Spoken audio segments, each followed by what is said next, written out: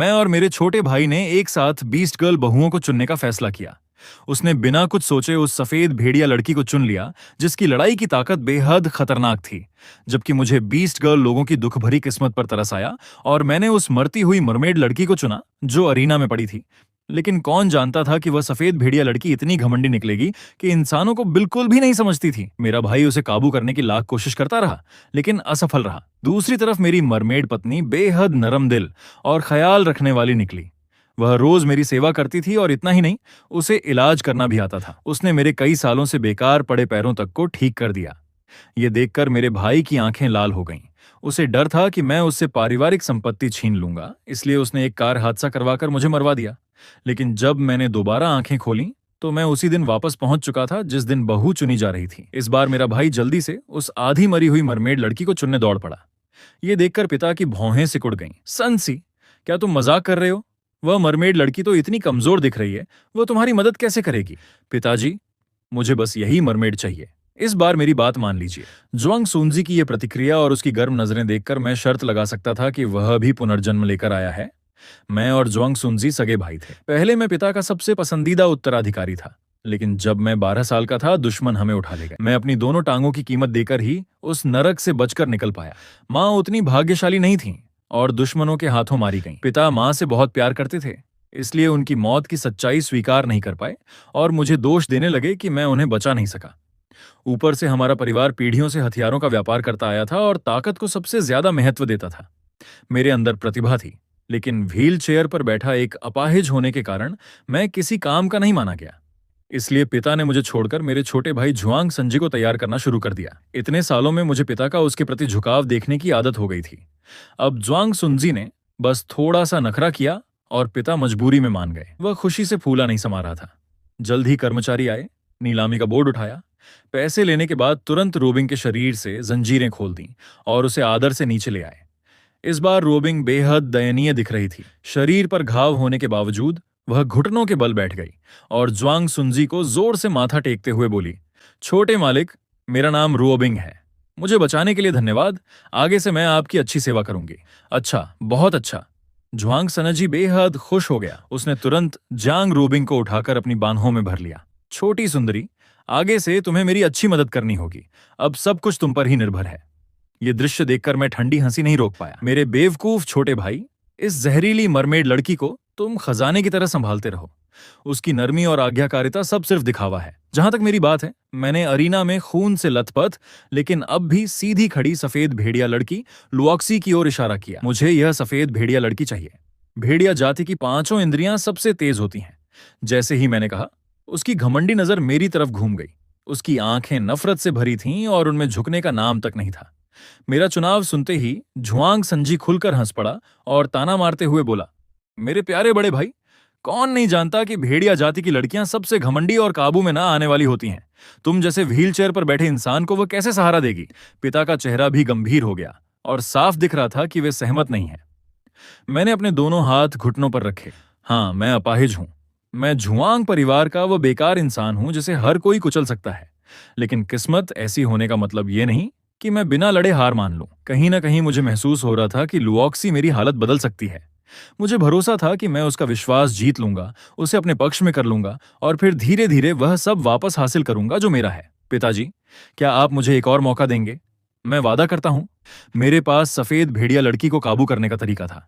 मां के जाने के बाद से ही मेरे और पिता के बीच की दूरी बढ़ती गई थी। इतने सालों में मैंने जुआंग परिवार में हर तरह की तिरस्कार भरी नजरें झेली थीं, लेकिन मैंने कभी शिकायत नहीं की और ना ही कभी पिता के आगे सिर झुकाया। आज पहली बार मैंने उनसे कुछ मांगा था। शायद दिल के किसी कोने में मौजूद अपराध बोध ने पिता को डगमगा दिया। उन्होंने कुछ सेकंड तक मुझे घूर कर देखा और आखिरकार सिर हिला दिया। जुआंग परिवार की हवेली लौटने के बाद जुआंग सुनजी ने रात का खाना भी मुख्य भवन में नहीं खाया और जल्दी जल्दी रुओबिंग को लेकर अपने अलग वाले आंगन में चला गया। ज्यादा देर नहीं हुई थी कि वहां से उसकी दर्द भरी चीखें सुनाई देने लगीं। उसके बाद नौकर तरह तरह के खून रोकने और जान बचाने वाली चीजें लेकर अंदर बाहर भागने लगे। बटलर ली पसीने से तर होकर पिता के पास आया, जो अभी भी खाना खा रहे थे। मालिक, बड़ी मुसीबत हो गई। यंग मास्टर सुजी ने खुद को घायल कर लिया है। उसने अपना पेट तक चाकू से फाड़ लिया। क्या? पिता ने तुरंत मेज पर हाथ मारा और खड़े हो गए। वे तेजी से बाहर की ओर बढ़े। लेकिन मुख्य भवन से कुछ ही दूर निकले थे कि सामने से ज्वांग सुजी बिल्कुल ठीक हालत में चलता हुआ दिखाई दिया। पिता ने उसके पूरे शरीर पर लगा खून देखा और घबराकर पूछा, तुम ठीक तो हो ना बेटे? पिताजी, मैं बिल्कुल ठीक हूँ, अभी तो मैं बस ये देख रहा था कि रोबिंग कितनी काबिल है। पिता की जांचती हुई नजरें उसके बगल में खड़ी रोबिंग पर गईं। तब उसने नरम आवाज में समझाया, रोबिंग उनकी मरमेड जाति की इस पीढ़ी की सबसे महान वैद्य है। उसके आंसुओं में बेहद शक्तिशाली उपचार क्षमता है। वह मरे हुए इंसान को भी वापस जिंदा कर सकती है। कितनी भी गंभीर चोट क्यों ना हो, उसके हाथों पूरी तरह ठीक हो जाती है। तुम्हारे पास सच में ऐसी शक्ति है? पिता की नजरें तुरंत बदल गईं। आखिर ज्वांग परिवार हथियारों का व्यापार करता था और सालों से अंडरवर्ल्ड और कई खतरनाक लोगों से डील करता आया था। घायल होना तो आम बात थी। अब रोबिंग के होने से न सिर्फ ज्वांग संजी गंभीर चोटों से बच सकता था, बल्कि वह पूरे परिवार के काम आ सकती थी। ज्वांग सुनजी के चेहरे पर घमंड साफ दिख रहा था। बस पता नहीं बड़े भाई ने इतनी शानदार व्हाइट वुल्फ बीस्ट गर्ल चुनी है, क्या वह उसका सही इस्तेमाल कर पाएंगे या नहीं?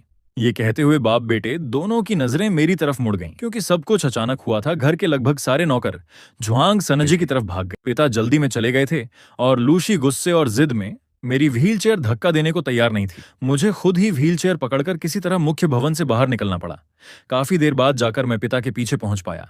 ज्वांग सुनजी की शान और रौब के मुकाबले में एक लाचार अपाहिज बेहद दयनीय लग रहा था। पिता ने मेरी हालत देखकर नाक से ठंडी आवाज निकाली, मेरे ज्वांग परिवार का बेटा होकर भी एक औरत को काबू नहीं कर सकता। ज्वांग संजी को मेरा अपमान देखकर मजा आ रहा था, लेकिन चेहरे पर उसने चिंता का नाटक किया। पिताजी, बड़े भाई भी ऐसा नहीं चाहते होंगे, उन्हें थोड़ा वक्त दीजिए। दोनों बाप बेटे हंसते हुए मुझे वहीं छोड़कर आगे बढ़ गए। सिर्फ रोबिंग ने, जो ज्वांग सनजी के पीछे चल रही थी, मेरे पास से गुजरते समय चुपके से मेरी तरफ देखा। उसने खुद को कमजोर और मासूम मेमने जैसा दिखाने की पूरी कोशिश की थी, लेकिन मैं उसकी आंखों में छिपी जहरीली चालाकी साफ देख सकता था। चीजें मेरी उम्मीद से भी ज्यादा आसानी से आगे बढ़ रही थीं। पिछले जन्म में मुझे रोबिंग की शक्तिशाली उपचार क्षमता का पता 1 महीने बाद एक हथियारों की डील के दौरान चला था। सामने वाला ग्राहक पुराना था, इसलिए किसी धोखे की उम्मीद नहीं थी, लेकिन उस दिन उन्होंने अचानक हमला कर दिया। मैं व्हीलचेयर पर था, भाग नहीं सकता था। मैं बस बेबस होकर देखता रहा जब खंजर मेरे पेट में घुस गया। मुझे लगा इस बार मैं मर जाऊंगा, लेकिन तभी रोबिंग अचानक जोर जोर से रोने लगी। वह रोते हुए गाना गा रही थी और उसके आंसू मेरे घावों पर गिर रहे थे। मेरा मांस और खून धीरे धीरे ठीक होने लगा। उसकी मधुर आवाज ने शरीर का सारा दर्द भी कम कर दिया। बाद में जब मेरी आंख खुली, मैं ज्वांग परिवार की हवेली में अपने कमरे के बिस्तर पर था। रोबिंग ने बताया कि उसने मरमेड जाति की गुप्त चिकित्सा से मुझे बचाया है। इतना ही नहीं, वह मुझे मरमेड जाति की एक गुप्त तकनीक भी बताना चाहती थी। अगर उसका इस्तेमाल किया जाए तो ना सिर्फ मेरी टांगें ठीक हो सकती थीं, बल्कि मुझे बीस्टमैन जैसी ताकतवर शरीर शक्ति भी मिल सकती थी। पिछले जन्म में जैसे ही मैंने सुना कि मैं अपाहिजपन से छुटकारा पा सकता हूं, मैंने तुरंत रोबिंग को वह तकनीक इस्तेमाल करने की इजाजत दे दी। बाद में मैं चमत्कारिक रूप से पूरी तरह स्वस्थ हो गया और मेरा शरीर बेहद ताकतवर बन। पिता मेरी इस बदलाव से बेहद खुश हुए। मैं पहले से ही बुद्धिमान था, इसलिए धीरे धीरे योजनाएं बनाकर मैंने वह सारी ताकत और अधिकार वापस छीन लिए जो ज्वांग सुनजी ने सालों में मुझसे छीने थे। लेकिन आखिर में मेरी सारी मेहनत रोबिंग की वजह से बर्बाद हो गई। लोगों को ताकतवर बनाने वाली उसकी वह गुप्त तकनीक असल में एक धोखा थी। वह इंसान के खून और जीवन शक्ति की कीमत पर काम करती थी। उसकी चालों में फंसकर 6 महीने के अंदर मेरा पूरा शरीर सड़ने लगता और मैं दर्दनाक मौत मर जाता। सबसे खतरनाक बात यह थी कि उसके खिलाफ कोई सबूत तक नहीं मिलता। और अब वही जानलेवा तकनीक ज्वांग सुनजी खुद इस्तेमाल करवाने को बेताब था। उसने रोबिंग को घर लाने के पहले ही दिन मौत को गले लगाने की जल्दी दिखा। ज्वांग सनसी, अगर तुम खुद परिवार के मुखिया की जगह मुझे सौंपना चाहते हो तो मैं भी पीछे नहीं हटूंगा। अब बस तुम्हारी अचानक मौत की खबर का इंतजार रहेगा। आधे महीने बाद पिता का जन्मदिन आया। उन्होंने अपने सभी व्यापारिक साझेदारों को हवेली में बुलाया। इन 15 दिनों में ज्वांग सुनजी लगभग हवेली से बाहर ही नहीं निकला। वह पूरे समय रोबिंग के साथ अपने आंगन में बंद रहकर कुछ ट्रेनिंग करता रहा। जब मैंने उसे दोबारा पार्टी में देखा तो वह पूरी तरह बदल चुका था। उसकी छाती और बाहों की मांसपेशियां सूट को फाड़ने जैसी लग रही थीं। चौड़े कंधे, पतली कमर, मजबूत जांघें, यहां तक कि उसकी लंबाई भी कुछ इंच बढ़ गई थी। मेहमान उसे देखकर दंग रह गए। पिता के एक पुराने व्यापारी दोस्त ने हैरानी से कहा, ओल्ड ज्वांग, तुम्हारा बेटा तो जैसे पूरी तरह बदल गया। आधे साल पहले और अब में जमीन आसमान का फर्क है। दूसरे लोग भी बोले, सच में उसकी बॉडी तो कुछ बीस्टमैन से भी ज्यादा ताकतवर लग रही है। प्रेसिडेंट ज्वांग, आपका बेटा तो कमाल निकला। पिता तारीफ सुनकर खुशी से चमक उठे। उन्होंने ज्वांग संजी के कंधे पर हाथ रखा और गर्व से बोले, बेटा खुद सबको बताओ, यह रूबिंग है मेरी पत्नी। वह मरमिड जाति की डिवाइन डॉक्टर है। मेरी यह ताकतवर बॉडी उसी की देखभाल का नतीजा है। रूबिंग शर्म से जुआंग सनजी से लिपट गई और उसका चेहरा लाल हो गया। यंग मास्टर सूजी, यहाँ इतने लोग हैं, शर्मा क्यों रही हो? तुम तो पहले ही मेरी औरत हो, गले लगाने में क्या दिक्कत है? जुआंग सुनजी ने रूबिंग को और भी कसकर अपनी बाहों में भर लिया। उसके चेहरे पर घमंड साफ झलक रहा था। अब जाकर सबको समझ आया। लोग पहले भी सुन चुके थे कि कई बीस्ट गर्ल्स के पास खास शक्तियां होती हैं, लेकिन ऐसी अनमोल मरमिड लड़की जुआंग परिवार के छोटे बेटे के हाथ लग जाएगी, किसी ने नहीं सोचा था। क्या किस्मत पाई है। लगता है अब हम लोग सिर्फ देखते ही रह जाएंगे। सही कहा। तारीफ सुनकर जुआंग संजी और भी फूल गया। तभी उसकी नजर मुझ पर पड़ी, जो बाकी सबकी खुशी से अलग चुपचाप एक तरफ बैठा था। वह मुस्कुराकर बोला, इसमें क्या बड़ी बात है? मेरे बड़े भाई की बीस्ट गर्ल तो असली खजाना है। सब जानते हैं कि वुल्फ ट्राइब लड़ाई में सबसे बहादुर होती है, और भाई ने जो चुना है वह तो व्हाइट वुल्फ ट्राइब की सबसे ताकतवर लड़की है। अगर उसे अच्छे से काबू कर लिया जाए तो वह बहुत बड़ी मदद साबित होगी। ये सुनकर सबकी नजरें मेरी तरफ मुड़ गईं। अभी थोड़ी देर पहले ही जुआंग सुनजी की ममेड बीस्ट गर्ल ने सबको चौंका दिया था, इसलिए अब हर किसी के मन में मेरी व्हाइट वुल्फ बीस्ट गर्ल को देखने की उत्सुकता बढ़ गई। तो फिर यंग मास्टर जुआंग आज व्हाइट वुल्फ को बाहर क्यों नहीं लाए? सही कहा, सुना है अच्छी नस्ल की व्हाइट वुल्फ बीस्ट गर्ल लाखों में एक मिलती है। हम भी देखना चाहते हैं। सबकी उम्मीद भरी नजरों का सामना करते हुए भी मैं कुछ नहीं कह पाया। लुओक्सी अब भी अपनी मर्जी से चल रही थी। इन 15 दिनों में उसने मेरी एक बात तक नहीं मानी थी। आज पिता की जन्मदिन पार्टी में तो पता नहीं कहाँ गायब हो गई थी। मुझे चुप देखकर पिता के चेहरे की खुशी भी कम हो गई। बीफान, लुओशी कहाँ है? पिताजी। पिता की बात पूरी भी नहीं हुई थी कि एक नौकर घबराकर हॉल के अंदर भागता हुआ आया। मैं उसे पहचानता था। वह जुआंग संजी के आंगन का पुराना नौकर था। वह जल्दी जल्दी बाहर खड़े लोगों को इशारे करने लगा। मैंने उधर देखा तो 4-5 लंबे तगड़े नौकर लुओक्सी को बांधकर अंदर ला रहे थे। उसके हाथ पैर रस्सियों से बंधे हुए थे। वह दांत निकालकर गुस्से से संघर्ष कर रही थी। उसके सिर पर भेड़िए के कान भी बाहर आ गए थे। साफ लग रहा था कि उसे बुरी तरह पीटा गया है। मुझे छोड़ दो, छोड़ दो। लुओक्सी जोर जोर से चिल्ला रही थी, लेकिन कोई उसकी बात नहीं सुन रहा था। मैं व्हील चेयर पर था, इसलिए तुरंत आगे नहीं जा सकता था। मैंने चेहरा सख्त करते हुए जुआंग संजी से पूछा, भाई इसका क्या मतलब है? उसने मासूम बनने का नाटक करते हुए पिता की तरफ देखा। देखिए पिताजी, बड़े भाई उल्टा मुझ पर ही नाराज हो रहे हैं। ये व्हाइट वुल्फ बीस्ट गर्ल लुओक्सी बहुत जिद्दी है। सिर्फ इन 15 दिनों में ही 15 बार भाग चुकी है। अगर ये मेरी बीस्ट गर्ल होती तो हर बार पकड़कर इसकी पिटाई करती, लेकिन बड़े भाई तो अपनी बीस्ट गर्ल को काबू तक नहीं कर पा रहे। अभी मेरे नौकरों ने बताया कि वह फिर भाग गई है, इसलिए मैंने लोगों को भेजकर उसे वापस पकड़वाया। मैंने उनकी मदद की और भाई मुझे ही दोष दे रहे हैं। क्या यह ठीक है? इंसान हमेशा बीस्ट गर्ल्स को मारपीट और डर से काबू करते आए थे। जो बीस्ट गर्ल बात ना माने उसे मार मार कर खत्म कर देना भी आम बात। मेहमानों ने जुआंग सुनजी की बात सुनी तो उन्हें वहीं सही लगी। उनकी नजर में जुआंग परिवार का छोटा बेटा अपनी बीस्ट गर्ल के सहारे सबका ध्यान खींच रहा था, जबकि बड़ा बेटा अपनी बीस्ट गर्ल को काबू तक नहीं कर पा रहा था। दोनों भाइयों की तुलना में फर्क साफ दिख रहा था। पिता ने मेहमानों को फुसफुसाते देखा तो उनका चेहरा शर्म से सख्त हो गया। उन्होंने तुरंत नौकरों को बुलाकर आदेश दिया, इस बदतमीज बीस्ट गर्ल को नीचे ले जाओ और 50 कोड़े मारो। मेरा दिल कस गया। मैंने तुरंत रोकते हुए कहा, पिताजी लुओक्सी आखिर मेरी बीस्ट गर्ल है, उसकी सजा का फैसला मुझे करने दीजिए। तुम क्या करोगे? पिताजी, मेरा मानना है कि इंसानों को बीस्ट गर्ल्स को बराबरी का इंसान समझना चाहिए। सिर्फ मारपीट से वे कभी दिल से वफादार नहीं बनेंगी। हमें यह समझना चाहिए कि वे क्या चाहती हैं और क्या सोचती हैं। बकवास।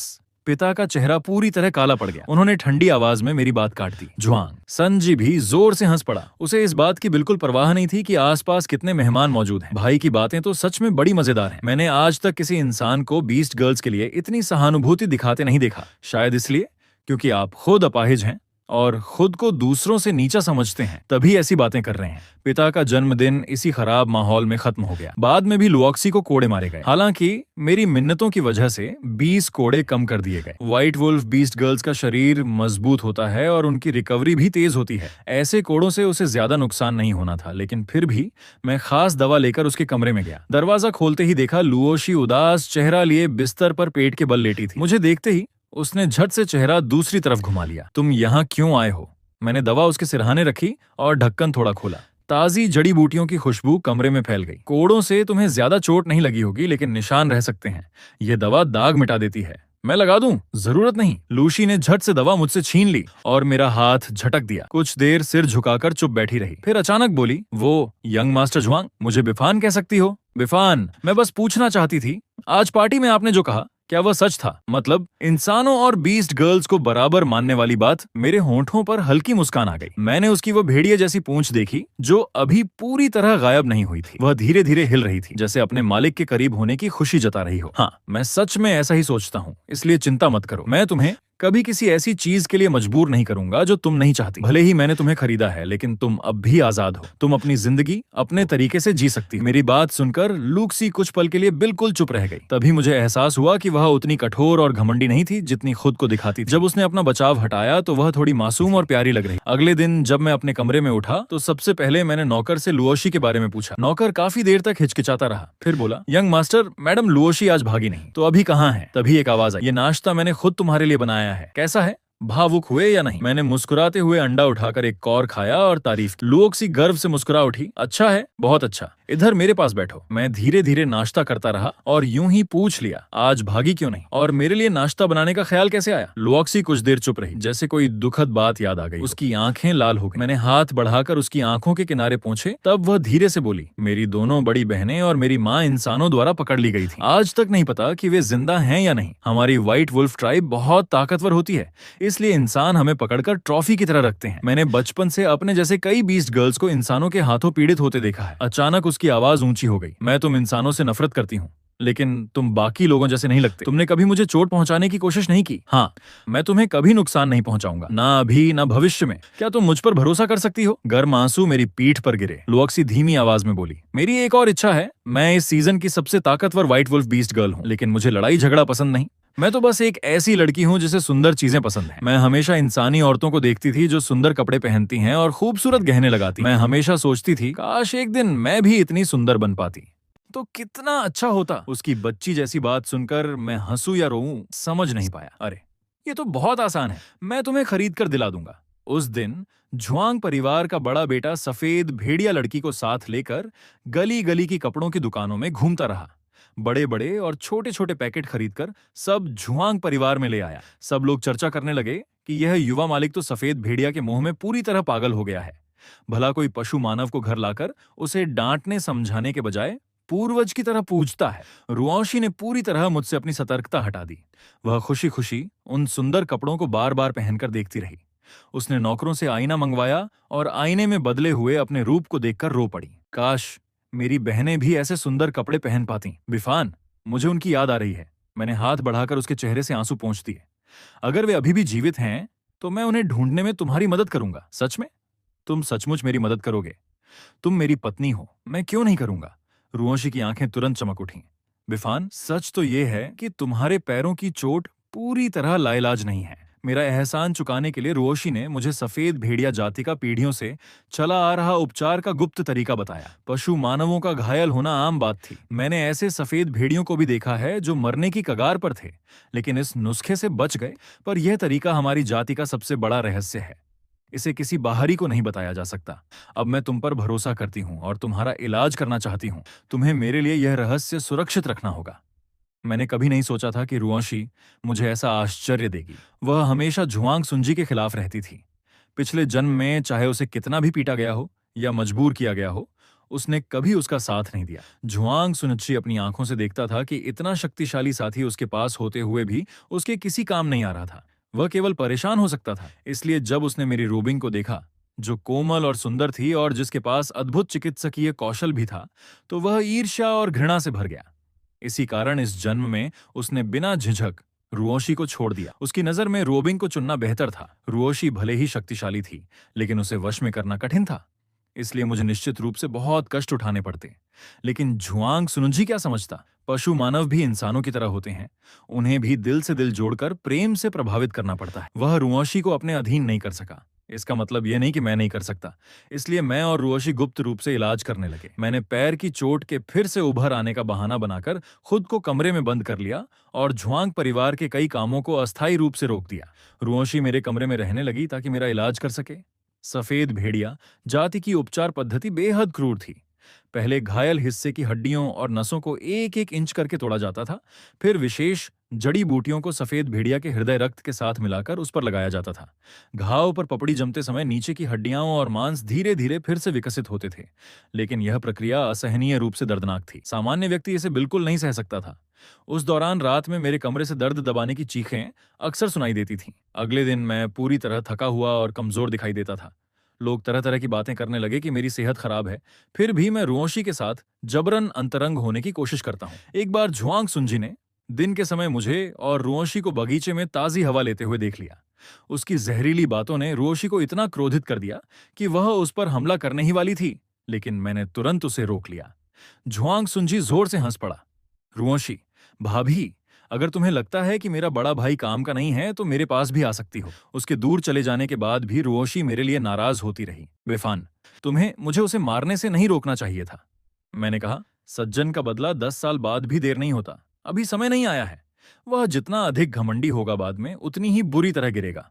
आधा महीना और बीत गया। लगातार इलाज के बाद मेरे पैरों को अब व्हील चेयर की आवश्यकता नहीं रही। मैं अपने बल पर पूरी तरह खड़ा हो सकता था।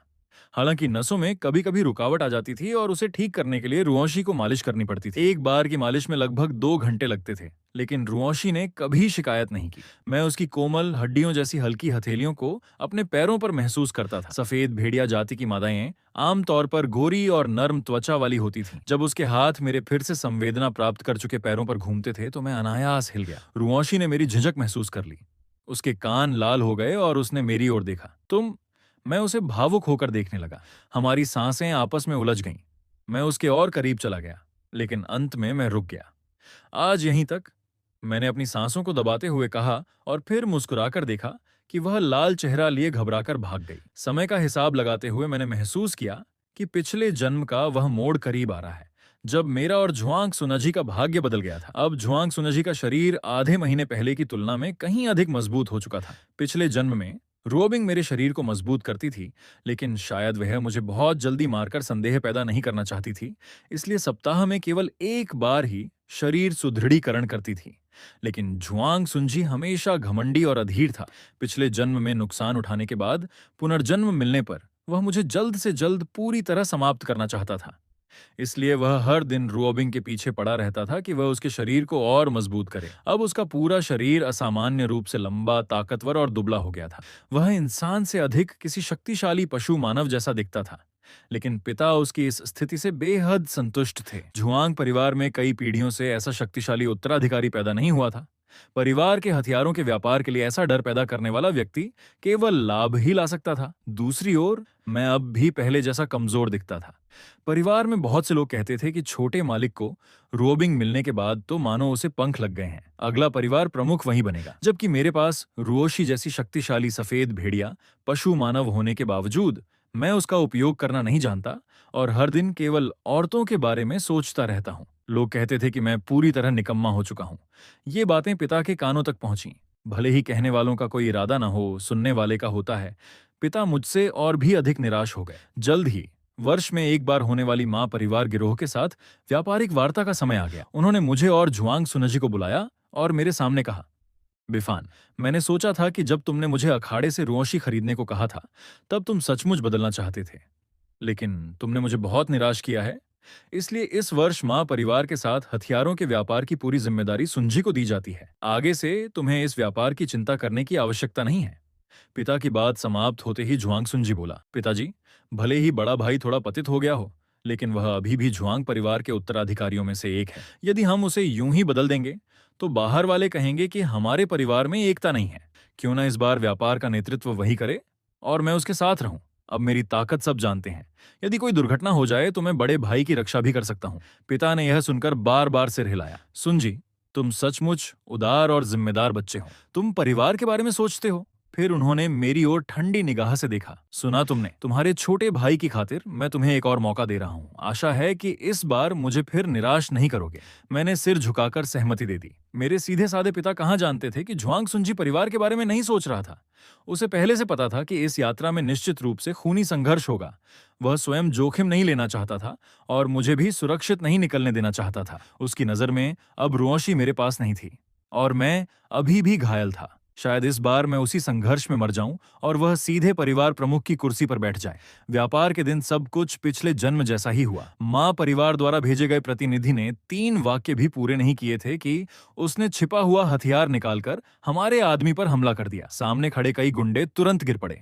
जब तक सबको समझ आया तब तक वहां चारों ओर खून और मांस बिखर चुका था। पूरा स्थान अराजकता में डूब गया। झुआंग सुंजी बिल्कुल नहीं घबराया। वह धीरे धीरे पीछे हटता रहा। उसने किसी की मदद नहीं की, और केवल खड़ा होकर देखता रहा कि झुआंग परिवार के लोग एक एक कर मर रहे हैं। मेरे सामने एक लोहे की प्लेट थी जो ढाल का काम कर सकती थी, लेकिन मैं व्हीलचेयर पर था और जल्द ही मां परिवार के एक गुंडे की नजर मुझ पर पड़ गई। मेरा लक्ष्य बड़ा था। उसने दांत भींचे और लंबी तलवार लहराते हुए मेरी ओर दौड़ा। झुआंग सुंजी मुझसे ज्यादा दूर नहीं था। उसने मुझे मरने के लिए दौड़ते उस आदमी को देखा और तिरछी मुस्कान के साथ होंठ हिलाए। मैं समझ गया कि वह क्या कह रहा था। अच्छे बड़े भाई, निश्चिंत होकर मर जाओ। झुआंग सुंजी ने पहले से चाल चल रखी थी। पिछले जन्म में भले ही व्यापार प्रतिनिधि ने विद्रोह किया था, लेकिन उसके साथ बहुत कम लोग थे। मां परिवार के लगभग आधे लोग झुआंग परिवार के साथ थे, लेकिन इस जन्म में वे सब झुआंग परिवार के लोगों पर टूट पड़े। और हैरानी की बात यह थी कि मां परिवार के लोग झुआंग सुंजी के बहुत पास होने के बावजूद उस पर हमला नहीं कर रहे थे। स्पष्ट था कि उनके बीच पहले से कोई सौदा हुआ था। ये सारे विचार मेरे मन में एक पल में घूम गए। अगले ही क्षण तलवार गिरने से पहले मैंने दोनों हाथों से जोर लगाया और व्हीलचेयर को पीछे धकेल दिया। व्हीलचेयर दूर जा गिरी और मैं गर्व से खड़ा हो गया। मेरे सीधे खड़े हो जाने से उस आदमी की तलवार खाली चली गई और वह स्तब्ध रह गया। तभी रुओशी हरकत में आई। उसने निहत्थे ही उस आदमी पर 3 तेज वार की। मैं चिल्लाया, रुओशी, अब तुम्हारी बारी है। रुओशी मुस्कुराकर सिर हिलाई और फिर चारों दिशाओं में कहर बरपा दिया। उसने पशु रूप धारण कर लिया। उसके पंजे और भेड़िए के कान प्रकट हो गए। उसने पंजों को हथियार की तरह इस्तेमाल किया। उसके कान हर दिशा की आवाज से सुन रहे थे और आंखें हर ओर निगरानी कर रही थीं। उसने तेजी से झुआंग परिवार के घायल लोगों को बचाया और अपनी शक्ति से मां परिवार के लगभग सभी लोगों को मार गिराया। अंत में केवल एक व्यक्ति बचा। झुआंग सुंजी की आंखें लगभग बाहर निकल आईं। क्रोध और सदमे से उसका पूरा शरीर कांप उठा। असंभव, यह असंभव है। तुम्हें यहीं मर जाना चाहिए था। तुम खड़े कैसे हो गए, मुझे बताओ। झुआंग सुंजी के पीछे छिपी रहने वाली रुओबिंग ने भी पहली बार अपनी कमजोर और मासूम मुद्रा नहीं बनाई। वह मुझे गहरी जांचती हुई नजरों से देखने लगी। इस समय रुओशी ने मां परिवार के बचे हुए अंतिम व्यक्ति को जमीन पर दबोच रखा था। वह भयभीत होकर चिल्लाया, हमने समझौता क्यों तोड़ा? हमने बड़े मालिक को क्यों मारना चाहा? यह सब छोटे मालिक का आदेश था। छोटे मालिक ने ही हमें उकसाया था। मैं यह नहीं करना चाहता था। मैंने सिर्फ ऊपर वालों के आदेश माने थे। कृपया मेरी जान बख्श दीजिए, कृपया। मामला इतना बड़ा हो गया था। पिता को जब यह खबर मिली तो उन्होंने तुरंत ड्राइवर को गाड़ी निकालने को कहा और साथ में परिवार के 10 से अधिक गुर्गों को लेकर घटनास्थल पर पहुंचे। जैसे ही वे अंदर आए, उन्होंने मां परिवार के उस छोटे गुर्गे को देखा जिसे रुओशी ने दबोच रखा था, और झुआंग परिवार के कई गंभीर रूप से घायल गुर्गे जमीन पर पड़े थे। पिता का चेहरा तुरंत काला पड़ गया। आखिर हुआ क्या है? मां परिवार का वह गुर्गा रोते चिल्लाते हुए सबसे पहले बोला, मालिक झुआंग, मालिक झुआंग, आप मेरे लिए न्याय कीजिए। ये सब छोटे मालिक झुआंग सुंजी के उकसावे पर हुआ। उसने हमसे कहा था कि हथियारों के सौदे के समय अफरा तफरी का फायदा उठाकर बड़े मालिक को मार डालें। बकवास। पिता ने हाथ लहराया और उसे चुप करा दिया। फिर उनकी नजर मुझ पर पड़ी। उन्होंने देखा कि मैं व्हील चेयर पर नहीं था, बल्कि सामान्य इंसान की तरह खड़ा था। उनकी आंखों में आश्चर्य की झलक उभरी। मैंने झुककर अभिवादन किया और ऊंची आवाज में समझाया। शायद अभी तलवार से बचने के लिए घबराहट में मैं अपने पैरों की समस्या भूल गया और यूं ही खड़ा हो गया। पिताजी, इस हिसाब से तो मुझे छोटे भाई का धन्यवाद करना चाहिए। पिताजी, इसकी बातों में मत आइए। इस घटना का मुझसे कोई संबंध नहीं है। ये खुद मां परिवार के लोगों से मिला हुआ है। झुआंग सुंजी की आपत्ति को अनसुना करते हुए पिता मेरे पास नहीं आए, बल्कि झुककर एक गंभीर रूप से घायल गुर्गे से पूछने लगे, जो देखा है सच सच बताओ, आज आखिर हुआ क्या? मैं तुम्हारे पीछे खड़ा हूं, तुम्हें कुछ नहीं होगा। उस गुर्गे ने कहा, मालिक, मैंने अपनी आंखों से देखा। मां परिवार के लोग बिना किसी वजह के अचानक पलट गए और छोटे मालिक झुआंग सुंजी बड़े मालिक को सही सलामत देखकर चिल्ला रहे थे कि उसे यहीं मर जाना चाहिए था। झुआंग परिवार के गुर्गों की गवाही मिलने के बाद झुआंग सुंजी का चेहरा बिल्कुल सफेद पड़ गया। पिता ने कई लोगों से पूछताछ की और सभी के बयान लगभग एक जैसे थे। झुआंग सुंजी ने इस दंगे का फायदा उठाकर मुझे मरवाने की योजना बनाई थी, लेकिन उसे क्या पता था कि मैं न केवल मौत से बच जाऊंगा, बल्कि पिछले जन्म की तरह अपनी विकलांगता से भी छुटकारा पा लूंगा। मुझे पिछला जन्म याद आया।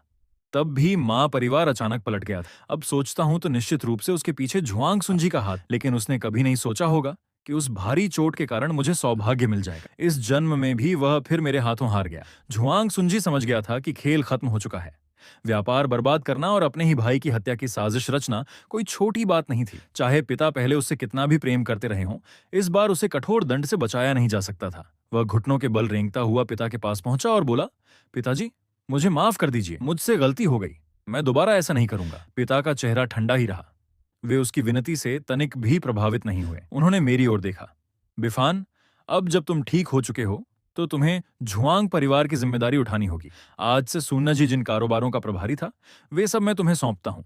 मेहनत से काम करना और मुझे निराश मत करना। पिता की घोषणा सुनते ही झुआंग सुनजी स्तब्ध रह गया। उसे पता था कि पिता सख्त हैं, लेकिन उसने कभी नहीं सोचा था कि उसे इतना बड़ा दंड मिलेगा। ये उसकी शक्ति छीन लेना था, उसे त्यागा हुआ मोहरा बना देना था। क्रोध और सदमे में उसने अचानक खून की एक बड़ी उल्टी की। उसके शरीर की नसें फड़कने लगीं, मानो भीतर कुछ फूट पड़ने वाला हो। मैंने देखा कि रोबिंग के चेहरे पर बदलाव आया और वो कुछ खुश सी दिखाई दी। लगता था कि इन दिनों झुआंग सुंजी के शरीर को मजबूत करने के बहाने उसने उसके अंदर काफी जहर जमा कर दिया था।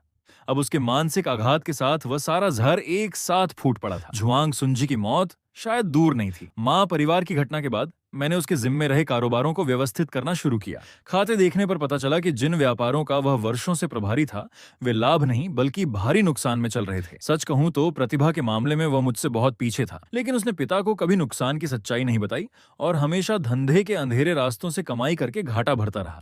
यही कारण था कि वह मुझे अपना सबसे बड़ा खतरा मानता था। उसे डर था कि यदि कभी सच्चाई सामने आई तो पिता उसका कारोबार मुझे सौंप देंगे। उसने बहुत कोशिश की, लेकिन अंततः यही हुआ। मैंने व्यवस्थित खातों की रिपोर्ट पिता को सौंपी और विस्तार से नुकसान समझाया। पिता क्रोधित हो उठे। इतने वर्षों तक झुआंग सुंजी ने खुद को योग्य और बुद्धिमान दिखाकर उन्हें धोखा दिया था। पिता के लिए जो प्रतिष्ठा को सबसे ऊपर रखते थे, यह अस्वीकार्य था। उन्होंने आदेश दिया, झुआंग सुंजी को उसके निजी आवाज में नजरबंद कर दो। मेरी अनुमति के बिना उसे बाहर निकलने की इजाजत नहीं होगी। जी मालिक। और मैंने भी पिता के भरोसे का लाभ उठाते हुए व्यापार जगत में अपनी क्षमता दिखानी शुरू कर दी। पहले जो व्यापारी हमेशा छोटे मालिक झुआंग सुंजी की प्रशंसा करते थे, उन्होंने जब देखा कि परिवार की दिशा बदल रही है तो वे मेरे पास आने लगे। कुछ बार सहयोग के बाद वे मुझसे घुल मिल गए और दिल से कहने लगे कि मैं झुआंग सुंजी की तुलना में कहीं अधिक स्थिर और भरोसेमंद हूँ। वे अफसोस जताते कि मैं इतने वर्षों तक पैरों की समस्या के कारण घर में सीमित रहा। यदि मैंने पहले ही कारोबार संभाल लिया होता तो झुआंग सुंजी मेरे मुकाबले कहीं नहीं ठहरता। सच कहूं तो मेरा वह छोटा भाई हमेशा घमंडी और संकीर्ण सोच वाला था।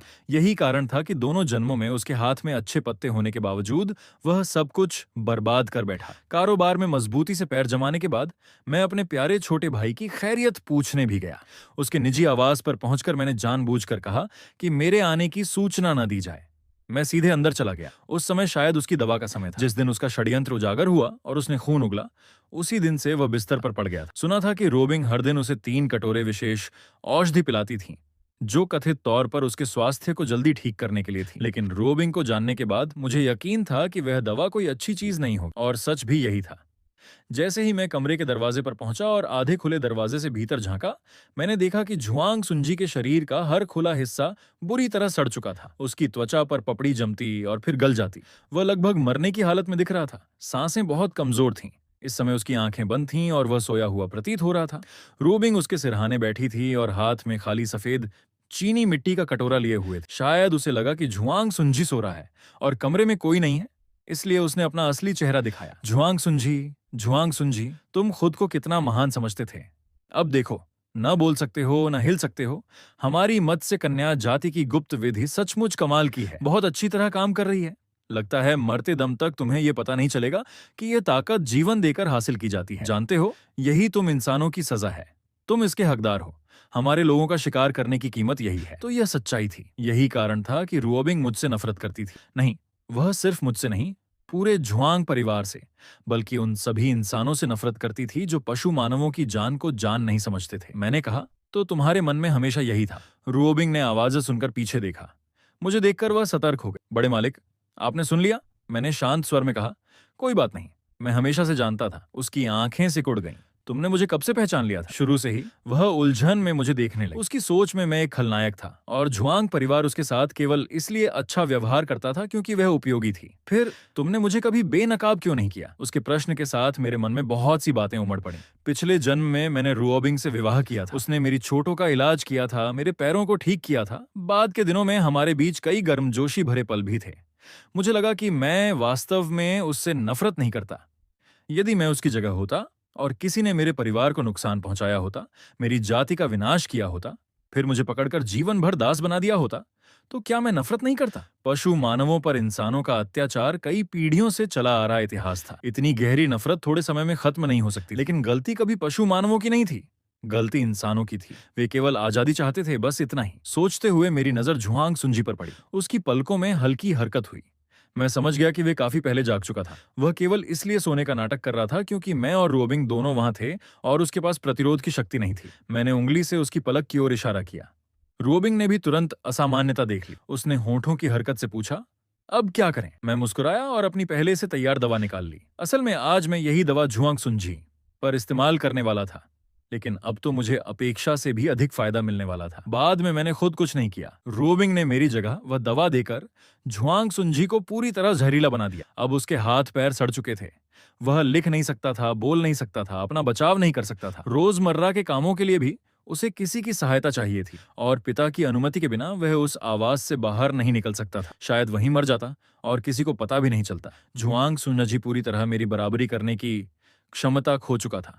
दूसरी ओर मैं झुआंग परिवार में लगातार अपनी स्थिति मजबूत करता गया। उसकी मृत्यु के बाद मैंने आधिकारिक रूप से पिता से परिवार प्रमुख का पद संभाल लिया और झुआंग परिवार के हथियारों के व्यापार को नई ऊंचाइयों तक पहुंचा दिया। परिवार का मुखिया बनने के बाद मैंने पशु मानवों के अधिकारों को लेकर कई नए नियम लागू किए। कम से कम झुआंग परिवार के अधीन उनकी सुरक्षा और अधिकारों की गारंटी थी। जहां तक रोबिंग का सवाल है, झुआंग सुनझी की मृत्यु के बाद मैंने उसे स्वतंत्रता दे दी और उसे उसकी मत्स्य कन्या जाति के पास वापस भेज दिया। जाने से पहले उसने जैसे कुछ महसूस किया और मुझसे कहा, मैंने एक सपना देखा था। उस सपने में मैं आपकी पत्नी थी और अंत में मैंने आपको मार डाला था। मैं मुस्कुराया। जब वह सिर्फ सपना था तो उसकी चिंता क्यों करते हो? फिर उसने कहा, लेकिन फिर भी मुझे आपसे माफी मांगनी। मुझे लगा कि शायद उसे भी पिछले जन्म की यादें लौट आई थी, लेकिन अब वह महत्वपूर्ण नहीं था। मैंने रोबिंग को झुआंग परिवार से विदा होते देखा, फिर मुड़कर अपने पास खड़ी रुआशी के पहले से उभरे हुए पेट को सहलाया। ये बच्चा अभी से इतना बड़ा है, पैदा होगा तो जरूर एक मोटा ताजा लड़का होगा। फिर मन ही मन कामना की, काश यह ऐसे संसार में जन्म ले जहां इंसान और पशु मानव बराबरी से साथ रह सकें। और आज के लिए इतना ही गाइस। आप लोग बताना कैसा था और सब्सक्राइब कर लेना, नहीं तो नोटिफिकेशन नहीं मिलेगा। मिलते हैं नेक्स्ट वीडियो में।